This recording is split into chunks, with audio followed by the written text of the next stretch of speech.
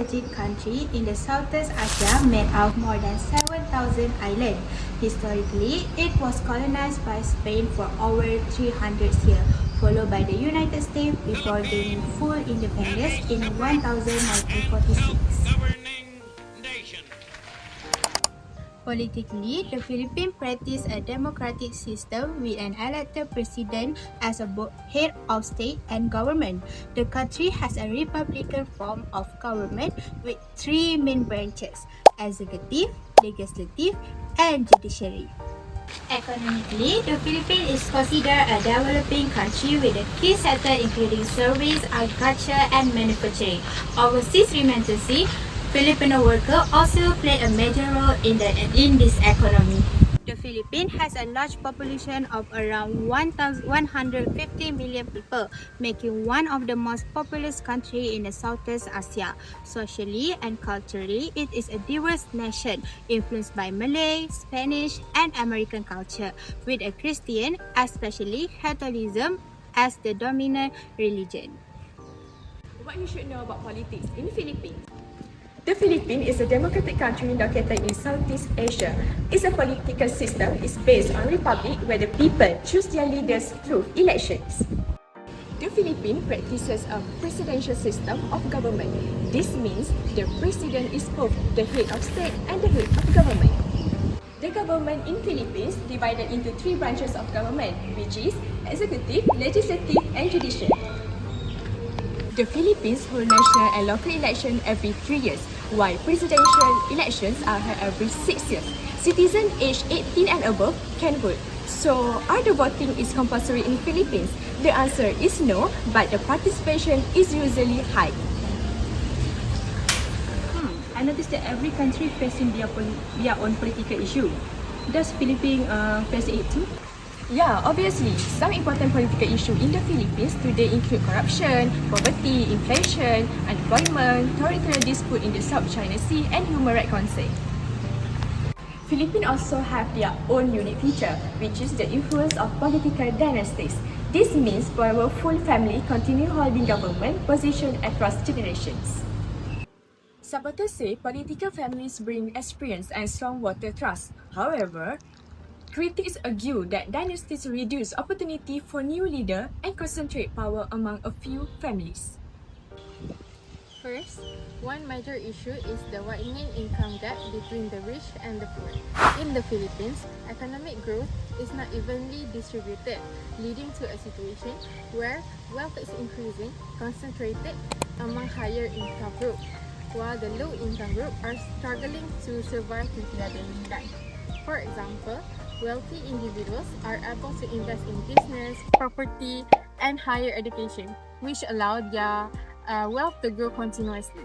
In contrast, low-income families often spend most of their income on basic needs and have lower chance to invest. This creates a cycle where the rich become richer and poor become poorer. Second, another important issue is inequity in education. According to the World Bank, around 90% of children in Philippines experience learning poverty, meaning they are unable to read and understand simple text by the age of 10.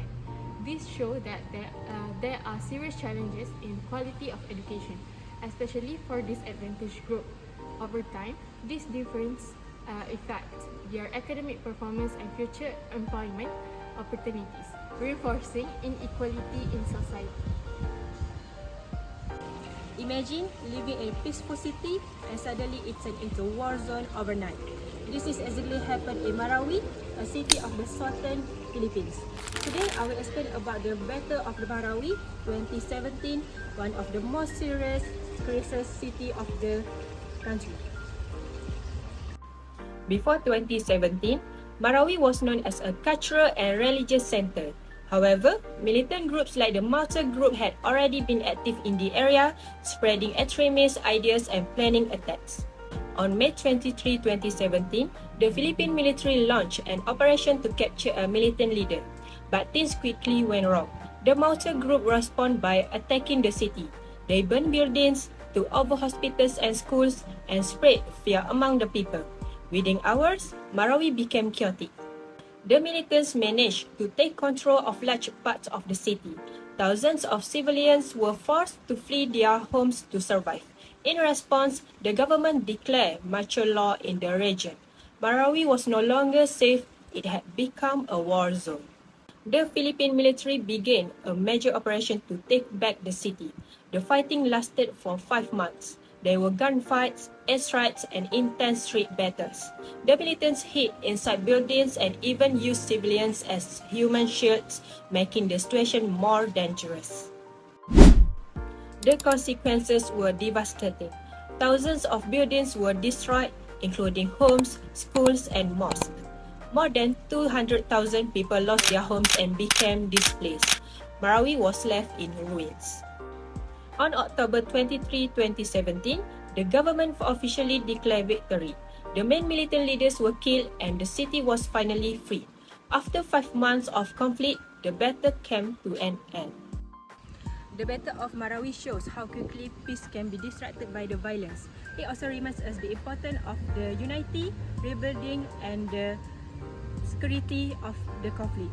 Even today, Marawi continues its journey toward recovery.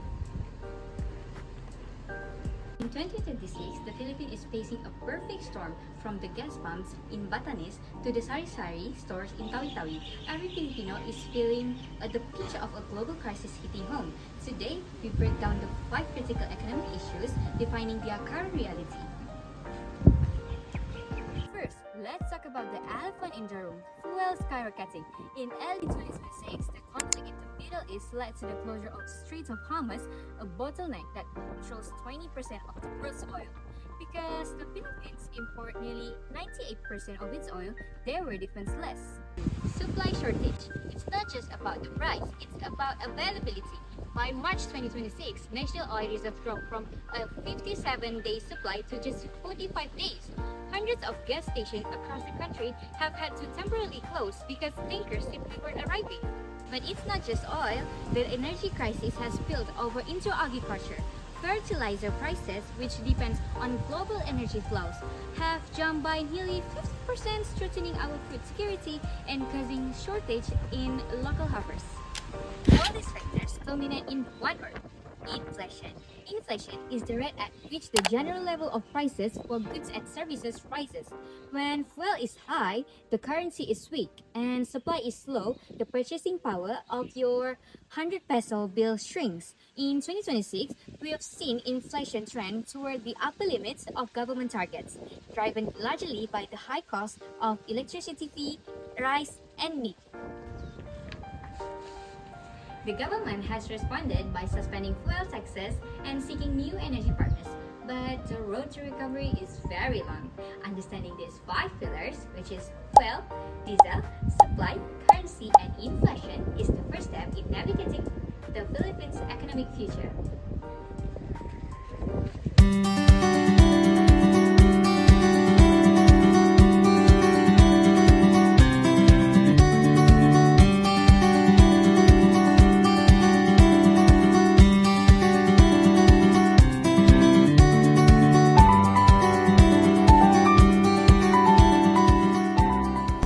Kriminal. Mga hayop to mga tao to, hindi tao to mga to. Ang sinungaling ay asawa ng magnanakaw.